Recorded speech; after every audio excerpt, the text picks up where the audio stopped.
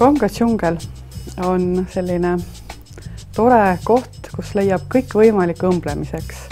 Alates niidist nööbist kuni kõikvõimalike kodutekstiilideni.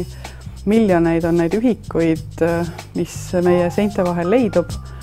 See on nii meeletu kogus kardinaid, kleidikangaid, voodrikangaid, pärleid, niite, nõelu, et kõiki neid kokku lugeda. Nööpe, neid on ju miljoneid, neid ei ole võimalik kokku lugeda. Ei olegi tänaseks päevaks sellist asja, mida siit ei võiks leida.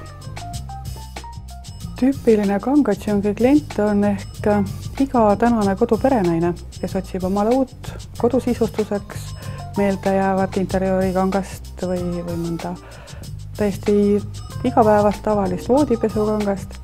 Väga palju on tekkinud meile viimasel ajal koolinoori. Hästi popp on praegu koolimood ja väga palju on selliseid väikseid isetegijaid, väikseid firmasid, kes teevad väiketoodangut. Praegu on ka hästi popp selline ehete tegemine, ise tegemine. Imestame siin iga päev, et kuhu need meeletud kogused pärlid küll pannakse. Et kas tõesti nii palju suudetakse neid ise teha ja kanda. Aga küllap siis suudetakse ja küllap siis on ja meil on sellest ainult hea meel. Praegu on Kanga džungli ketis meil 5 kauplust. 2 nendest on Tallinnas, 1 on Pärnus, 1 Haapsalus ja 1 Kuressaares.